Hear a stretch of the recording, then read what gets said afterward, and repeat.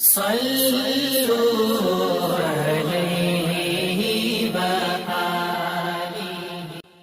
بخاری حدیث نمبر 3۔ حضرت صلی اللہ علیہ وآلہ وسلم پر وحی کا ابتدائی دور اچھے سچے پاکیزہ خوابوں سے شروع ہوا۔ آپ خواب میں جو کچھ دیکھتے وہ صبح کی روشنی کی طرح صحیح اور سچا ثابت ہوتا۔ پھر من جانب قدرت آپ تنہائی پسند ہو گئے اور آپ نے غار حرا میں خلوت نشینی اختیار فرمائی اور کئی دن اور رات وہاں مسلسل عبادت اور یاد الہی و ذکر میں مشغول رہنے لگے۔ جب تک گھر آنے کو دل نہ چاہتا توشہ ہمراہ لیے ہوئے وہاں رہتے۔ توشہ ختم ہونے پر ہی اہلیہ محترمہ حضرت خدیجہ رضی اللہ تعالی عنہا کے پاس تشریف لاتے اور کچھ توشہ ہمراہ لے کر پھر وہاں جا کر خلوت گزین ہو جاتے۔ یہی طریقہ جاری رہا یہاں تک کہ آپ پر حق منکشف ہو گیا اور آپ غار حرا ہی میں قیام پذیر تھے کہ اچانک حضرت جبرائیل علیہ السلام آپ کے پاس حاضر ہوئے اور کہنے لگے کہ اے محمد پڑھو۔ آپ فرماتے ہیں کہ میں نے کہا کہ میں پڑھنا نہیں جانتا۔ آپ صلی اللہ علیہ وسلم فرماتے ہیں کہ فرشتے نے مجھے پکڑ کر اتنے زور سے بھینچا کہ میری طاقت جواب دے گئی۔ پھر مجھے چھوڑ کر کہا پڑھو۔ میں نے پھر وہی جواب دیا کہ میں پڑھا ہوا نہیں ہوں۔ اس فرشتے نے مجھ کو نہایت ہی زور سے بھینچا کہ مجھ کو سخت تکلیف محسوس ہوئی۔ پھر اس نے کہا کہ پڑھ۔ میں نے کہا میں پڑھا ہوا نہیں ہوں۔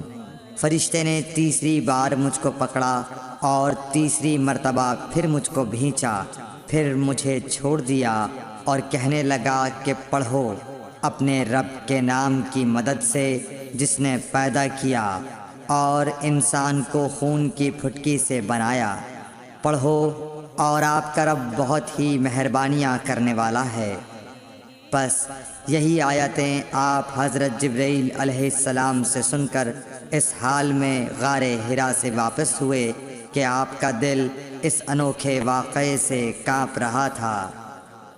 آپ حضرت خدیجہ کے ہاں تشریف لائے اور فرمایا کہ مجھے کمبل اوڑھا دو، مجھے کمبل اوڑھا دو۔ لوگوں نے آپ کو کمبل اوڑھا دیا۔ جب آپ کا ڈر جاتا رہا تو آپ نے اپنی زوجہ محترمہ حضرت خدیجہ رضی اللہ تعالی عنہا کو تفصیل کے ساتھ یہ واقعہ سنایا اور فرمانے لگے کہ مجھ کو اب اپنی جان کا خوف ہو گیا ہے۔ آپ کی اہلیہ محترمہ حضرت خدیجہ رضی اللہ تعالی عنہا نے آپ کی ڈھارس بندھائی اور کہا کہ آپ کا خیال صحیح نہیں ہے۔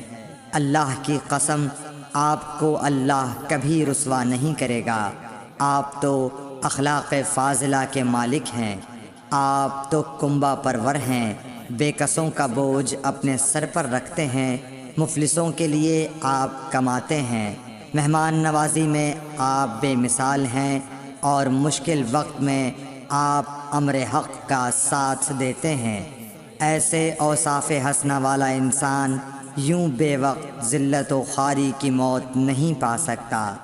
پھر مزید تسلی کے لیے حضرت خدیجہ رضی اللہ تعالی عنہا آپ کو ورقہ بن نوفل کے پاس لے گئیں جو ان کے چچا زاد بھائی تھے اور زمانہ جاہلیت میں نصرانی مذہب اختیار کر چکے تھے اور عبرانی زبان کے کاتب تھے۔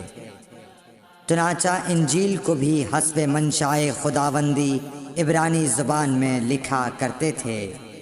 انجیل سریانی زبان میں نازل ہوئی تھی، پھر اس کا ترجمہ عبرانی زبان میں ہوا۔ ورقہ اسی کو لکھتے تھے۔ وہ بہت بوڑھے ہو گئے تھے، یہاں تک کہ ان کی بینائی بھی رخصت ہو چکی تھی۔ حضرت خدیجہ رضی اللہ تعالی عنہا نے ان کے سامنے آپ کے حالات بیان کیے اور کہا کہ اے چچا زاد بھائی، اپنے بھتیجے محمد صلی اللہ علیہ وسلم کی زبانی ذرا ان کی کیفیت سن لیجئے۔ وہ بولے کہ بھتیجے آپ نے جو کچھ دیکھا ہے اس کی تفصیل سناؤ۔ چنانچہ آپ صلی اللہ علیہ وآلہ وسلم نے از اول تا آخر پورا واقعہ سنایا، جسے سن کر ورقہ بے اختیار ہو کر بول اٹھے کہ یہ تو وہی ناموس معزز رازدان فرشتہ ہے جسے اللہ نے حضرت موسیٰ علیہ السلام پر وحی دے کر بھیجا تھا۔